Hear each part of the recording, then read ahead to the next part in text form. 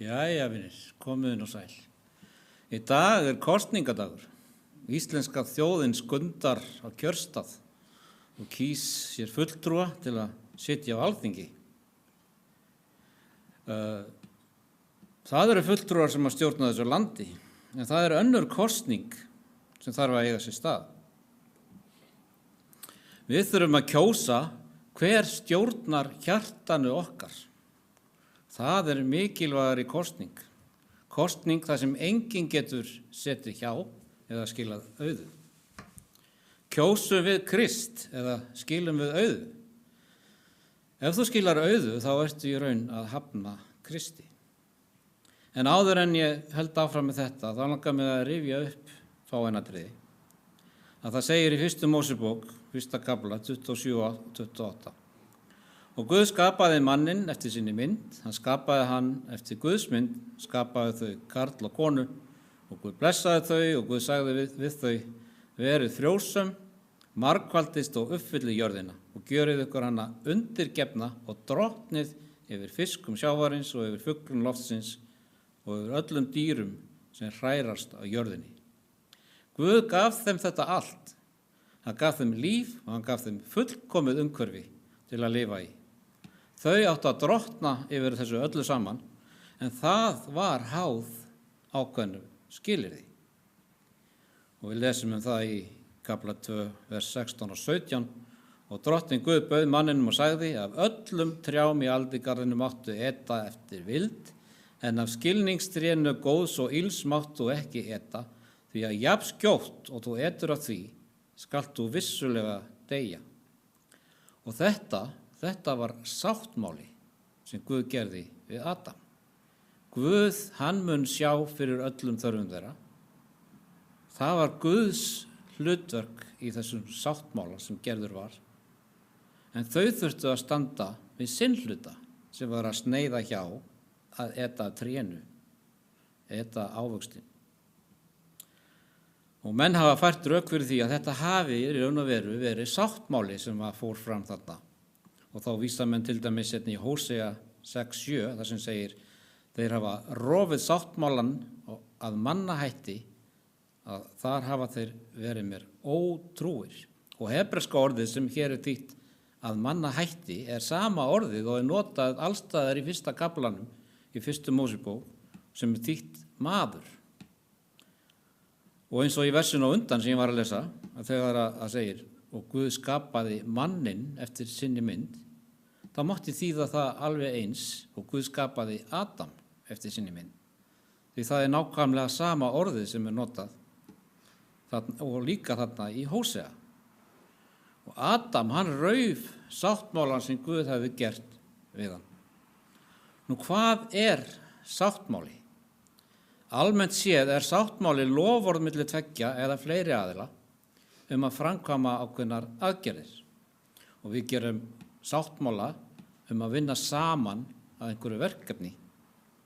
Þar til því er lokið. Þannig að sáttmáli er ekki ósvipað loforði. Nú, hugmyndin sáttmála er mikilvægur í Biblíunni. Og reyndar er orðið testamenti í raun annað orðið við sáttmála. Og sáttmáli var vel þekkt hugtak í fornöld og sáttmálar þeir gátu verið gerðir á milli tveggja jafnra aðila eða milli konungs og þegna hans. Konungur myndi lofa ákveðinni vernd og þegnarnir myndi lofa hollustu við konunginn. Og Gamla testamentið er miklu meira heldur en bara saga Ísraels. Hún er í raun saga sáttmálans sem Guð opinberaði smátt og smátt og hann opinberaði persónu sína og áætlanir sínar og tilgang fyrir mannkynið. En hvað ef annar aðilinn brýtur ákvæði sáttmálans? Og það er einmitt það sem gerðist þarna í garðinum.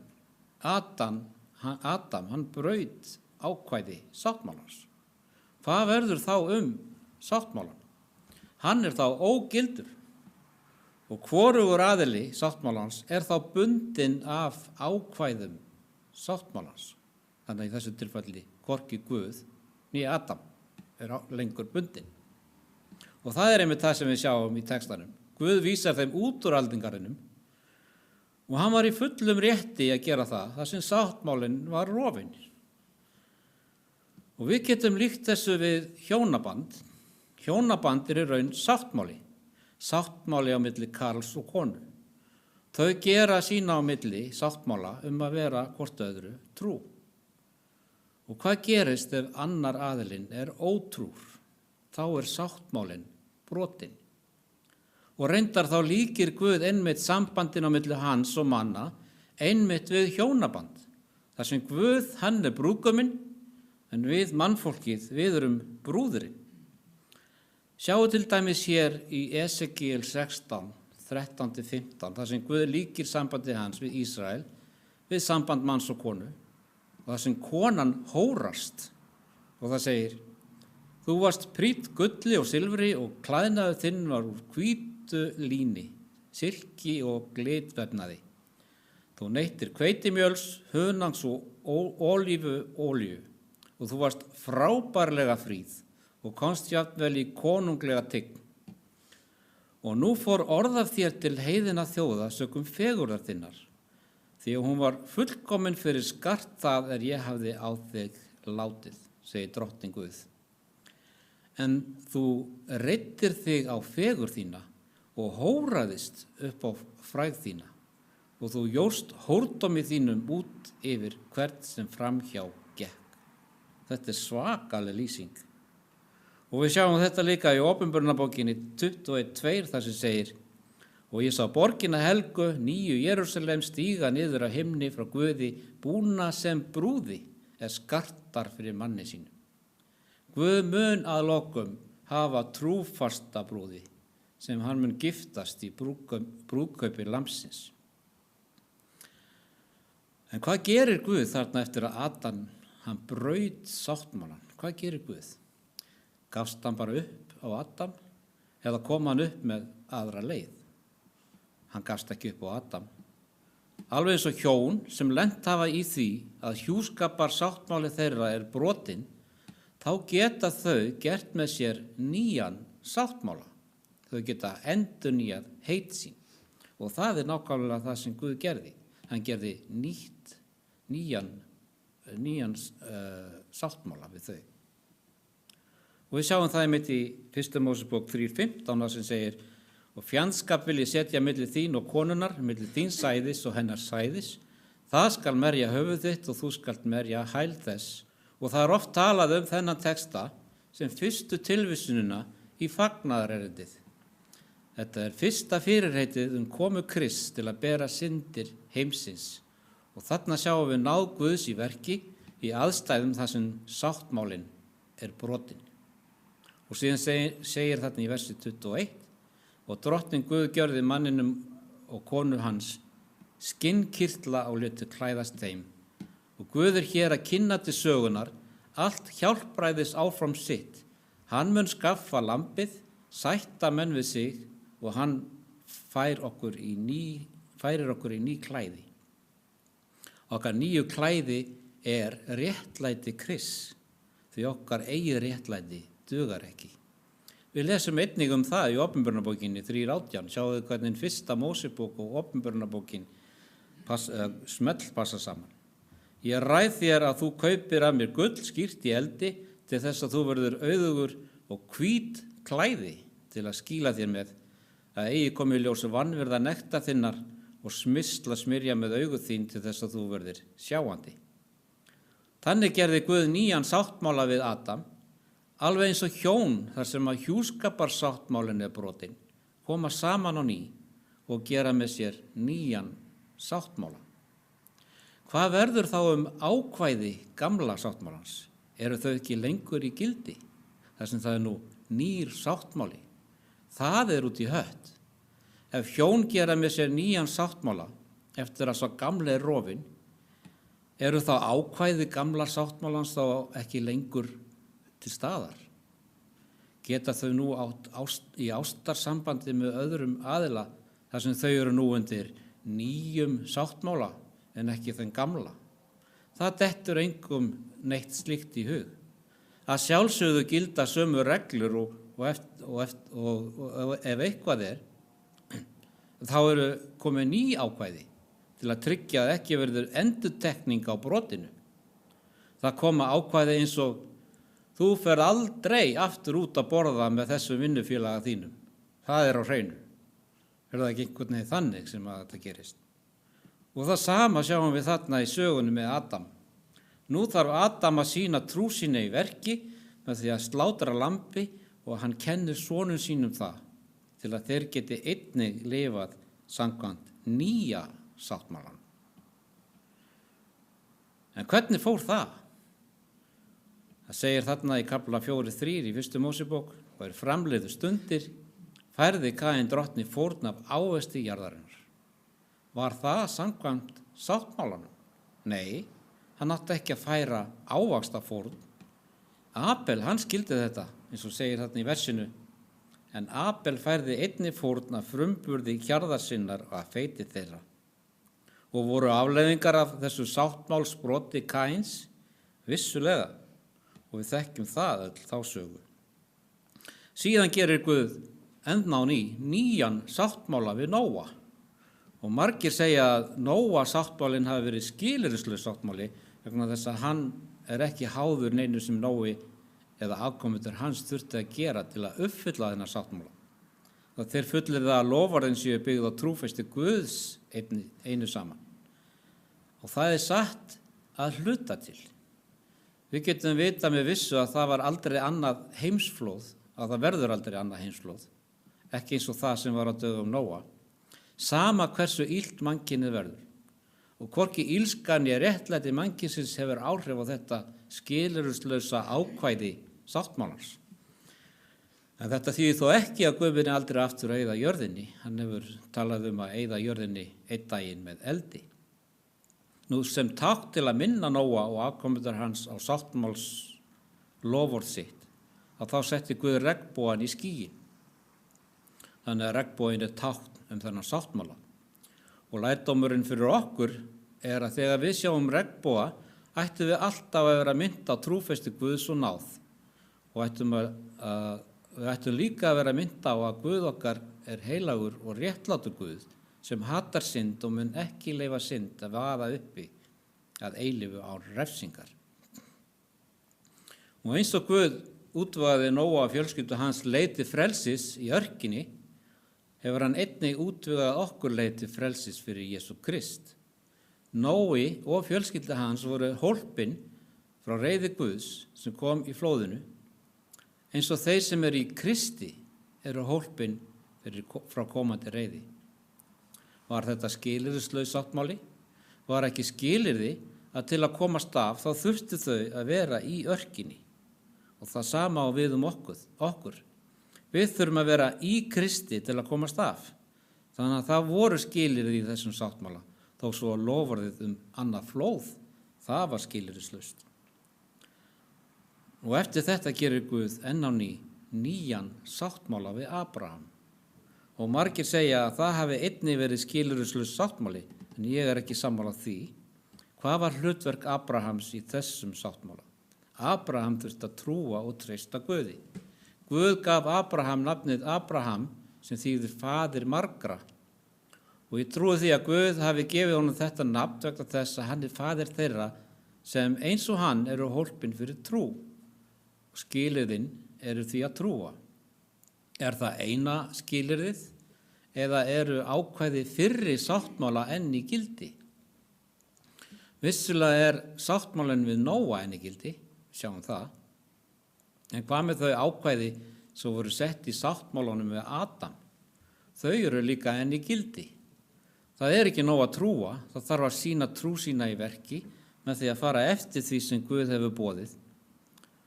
Eins og segir í Jakobsbréfinu 2:20 þá sem færa slík heimskulurök, hann segir: fávísi maður, vilt þú láta þér skiljast að trúin ónýt án verkana?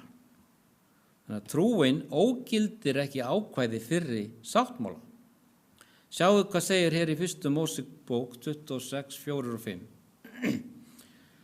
Og ég mun margfalda niðja þína sem stjörnur himinsins og gefa niðjum þínum öll þessi lönd og af þínu afkvæmi skulu allar þjóðir að jörðinni blessun hljóta af því að Abraham, sjáu hvað segir hér, hlýddi minni röddu og varveitti boðorð mín, skipanir mínar, ákvæði og lög. Það var ekki bara það að Abraham trúði Guði. Hann trúði nógu mikið á hann til að kjósa Guð og það sama má segja Nóa. Hann fór eftir því sem Guð sagði. Kom það fyrir að þeir hrösuðu? Vissulega gerði það, en þar kemur náðin til staðar. Þeir trúðu Guði, fóru eftir því sem hann sagði, eftir bestu getu og Guð bætti upp það sem þeim skortir á. Í Opinberunarbókinni sjáum við að fólk Guðs mun tileinka sér þetta sama, eins og segir í kafla 12, vers 17. Þá reiddist drekinn konunni og fór burtu þess að heyja stríðið aðra afkomendur hennar, þá varðveita boð Guðs og hafa vitnisburð Jesú.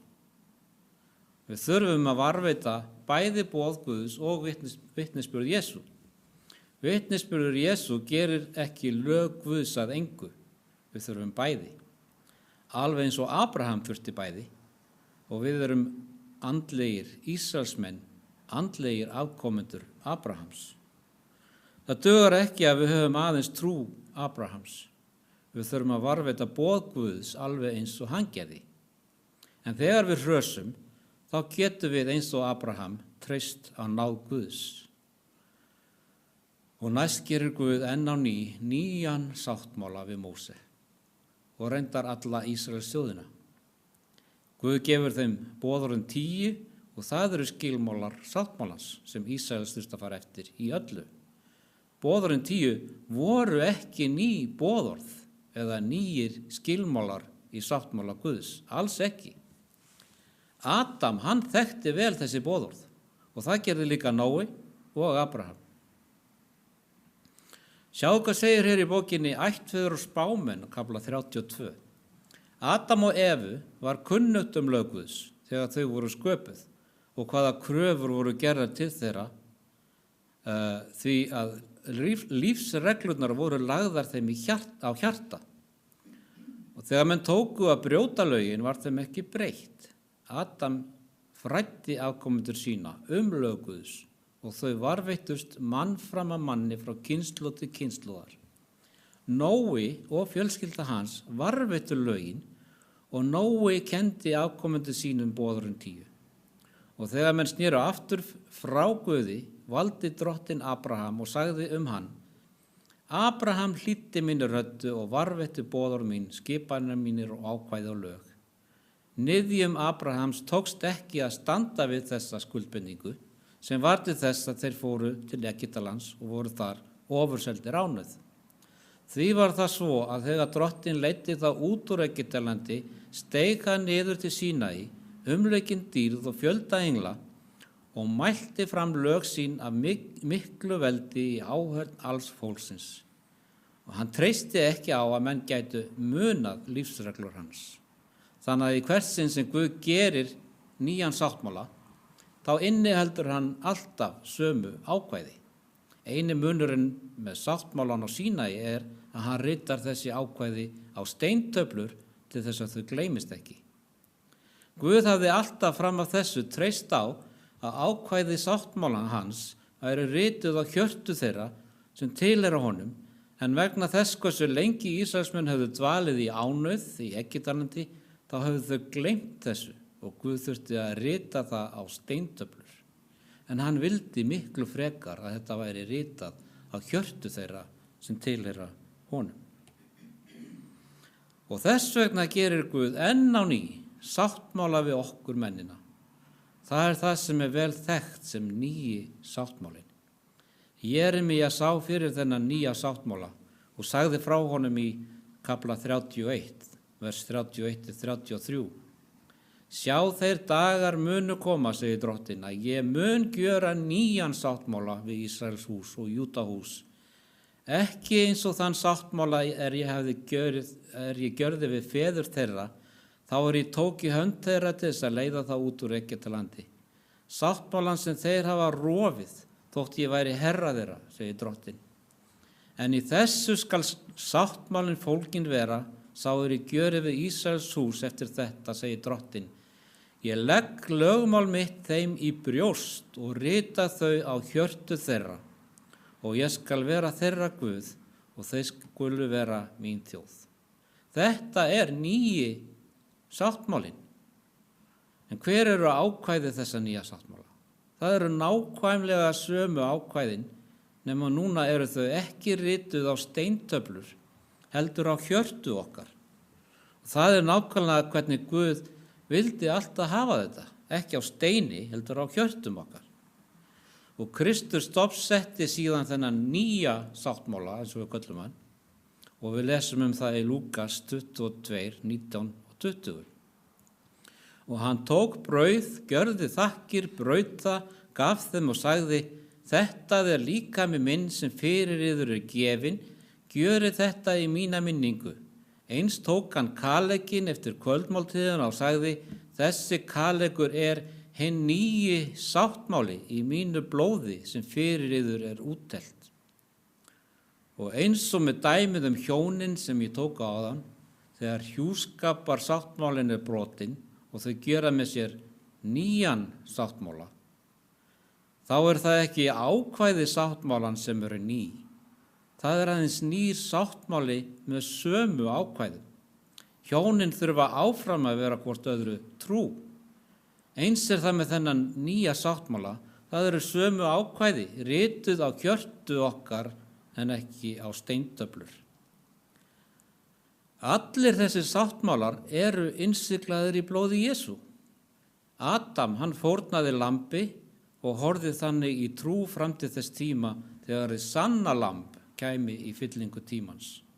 En hann vissi líka að hann þyrfti að virða lög Guðs. Og við horfum tilbaka á lamb Guðs. Hann hreinsar okkur á allri synd, en samt þurfum við að virða lög Guðs. Þannig að ég lít svo á að allir þessi sáttmálar séu háðir skilyrðum, jafnvel þessi við Nóa. Skilyrðin eru að kjósa að fylgja Guði, kjósa að fara eftir því sem hann segir. Adam átti að kjósa að sneiða frá þessum ávexti. Kain, hann átti að kjósa að færa fórn samkvæmt forskrift Guðs.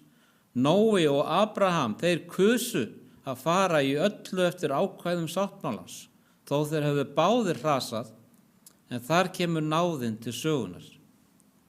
Sínaði sáttmálinn var háður skilyrðum og það sama á við nýja sáttmálan í Kristi. Allir þessir sáttmálar segja það sama.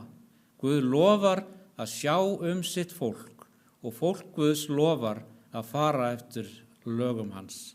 Þetta hafði alltaf verið ákvæðin í sáttmálum Guðs. Það hefur aldrei breyst. Það kallar á að Guð standi við sitt og að við stöndum við okkar. Við þurfum að kjósa.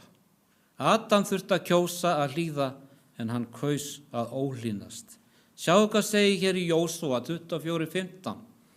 En líki yður ekki að þjóna drottni, kjósið þá í dag hverjum þér viljið þjóna. Hvort heldur Guðum þeim feður yðar þjónuðu, þeir bjuggu fram fyrir handan fljótið, eða Guðum Amoríta, hverra land nú byggið, en ég og mínir ættmenn munum þjóna drottni. Guð, hann hefur gefið okkur hæfileikan til að kjósa. Hann gefur okkur frjálsan vilja. Hann þvingar sér ekki upp á neitt, því Guð kærleikur. Þvingun ekki kærleikur. Þvingun í raun nauðgun. Að kjósa fylgja Guði, kjósi þá í dag hverjum þið viljið þjóna. Og takk eftir því að það segir ekki hugsaðu málið, taktu þér tíma og veldu á morgun hverjum þú ætlar að þjóna. Nei, það segir veldu í dag, kjóstu í dag hverjum þú ætlar að þjóna. Og mér finnst það mjög áhugavert vegna þess að í fyrsta lagi þá segir hann okkur að velja í dag hverjum þú ætlar að þjóna. Og í öðru lagi, hvort þú viljið þjóna þeim Guðum sem feður þína þjónuðu, handan fljótið eða ekki. Þetta eitthvað sem við verðum að spyrja okkur á hverjum degi. Hverjum þjóna hverjum þjóna ég? Vegna þess að þetta nær yfir allt sem við gerum. Hvert augnablik hvers dags verðum við að kjósa þennan dag hverjum við munum þjóna. Til dæmis ef yfirmaður þinn fyrir taugarnar á þér í dag og þú vilt gefa honum nokkur vel valin orð, þá það ekki á morgun sem þú kýst hverjum þú vilt þjóna, það í dag. Kjósi þá í dag hverjum þér viljið þjóna. Þú veist að þegar þú varst fyrir handanfljótið, þegar þú hefur gefið honum, þá hefur þú gefið honum nokkur vel valin orð. Ekki fara aftur hinum megin við fljótið. Í dag skaltu velja Guð. Vegna þess að hann að spyrja okkur, líka þér ekki að þjóna Guði? Það hljómar kannski eins og heimskuleg spurning. En hugsaum hvað það sem við upplifum þegar við stöndum frammi fyrir freistingum, vegna það á þessum tímapunkti sem við stöndum frammi fyrir ákvörðuninni, hvort mér líkar að þjóna Guði eða hvort mér líkar betur við leið Satans. Vegna þess að leið Satans mun veita þér ánægjutilfinningu, sjálfsánægju, að hann fékk ekki að valta yfir mig, ég gaf honum orð í eyra. Eða viljum við leið Guðs, vegna þess að ef við snúum okkur og hegðum okkur eins og við vorum vön, bara til að fá þessa sjálfsánægju tilfinningu, bara til að vita að þeir komist ekki upp með neitt, þá það á þeim tímapunkti sem þér líkar ekki að þjóna Guði. Vegna þess að leið hans mun ekki virka núna fyrir þig. Kjósi þá í dag hverjum þér viljið þjóna, annarkvort líkar okkur að þjóna Guði eða við gerum það ekki. Og ég skaut þessu líka hérna inn svona til að hafa þetta með að Elía, hann vildi fá fólki til að kjósa. Og við lesum það í 1. Konungabók 18:21, þar sem hann segir, hversu lengi ætli þér að haltra til beggja hlíða? Sé drottinn hinn sanni Guð, þá fylgið honum, en ef Baal það, þá fylgið honum. Það komin tími til að kjósa. Líka þér við Guð og þá skilmála sem hann setur í sáttmála sinn. Viltu að hann standi við sinn hluta sáttmálans? Og ef svo, þá kjóstu hann og fáðu alla þá hjálp sem þú þarft til að standa við þinn hluta sáttmálans. Og svo segir, en lýðurinn svaraði honum engu orði. Þeir voru enn haltrandi til beggja hlíða, ekki tilbúnir til að kjósa. Og það segir í Orðsköðunum 25:28, eins og borg sem múrarnir hafa verið brotnir utan af, eins það maður sem eigi hefur stjórn á skapmunum sínum. Hvað hann að segja? Ef við höfum ekki stjórn, þá erum við eins og varnarlaus borg með enga múra til að skýla sér frá árásum óvinarins. Og síðan segir Páll í síðara Tímóteusbréfi 1:7, því að ekki gaf Guð oss anda hugleysis, heldur anda máttar og kærleiks og stillingar. Við þurfum ekki að óttast þær aðstæður sem við lendum í, því Guð gefur okkur anda stillingar. Það Guð sem gefur okkur slíkan anda. Og þetta kallar hins vegar á sjálfstjórn. Hann að segja, hafðu sjálfstjórn eða stjórn á sjálfu þér. Sjálfstjórn í raun hæfni þín til að kjósa Krist. Hafið þú ekki sjálfstjórn, muntu kjósa aðra leið en þá sem Guð hefur lagt fyrir þig. Hvort sem það hvernig þú haga þér eða hvernig þú talar við fólk, þá munu viðbrögð þín vera samkvæmt þinni sjálfstjórn. Hvort sem það ófyrirgefandi andi þinn þegar einhver gerir eitthvað á þinn hlut, þá ertu að bregðast við í samræmi við þína sjálfstjórn. Og sjálfstjórn í raun að kjósa, vegna þess að til að geta beitt sjálfstjórn, þá þarft að kjósa á hverjum degi, hvern dag. Og Guð hefur gefið okkur kraft, mátt til að kjósa. Og þessi valmáttur það sem gerir það verkum að við þurfum ekki að vera huglaus, eins og segir þetta í versinu. Ég hef búin að vera hálftíma með þessa predikun, þannig að ég ætla jafnvel bara að skipa yfir þessa glæru hér. En ég hvet ykkur til að bara lesa hérna fyrra Korinthubréf 9:24-27 það hvernig við höfum að keppast eftir því að hafa sjálfstjórn eins og íþróttamaður á íþróttavelli. Þetta er rosalega merkileg samlíking. Hversu mikið leggja íþróttamenn á sig til þess að ná í bikar eða medalíu sem engu máli skiptir í raun. En við erum að keppast eftir miklu merkilegri medalíu. Sigursveigurinn sem Kristur gefur okkur. Þannig að ég ætla bara klára þetta hér og bara þakka fyrir í dag.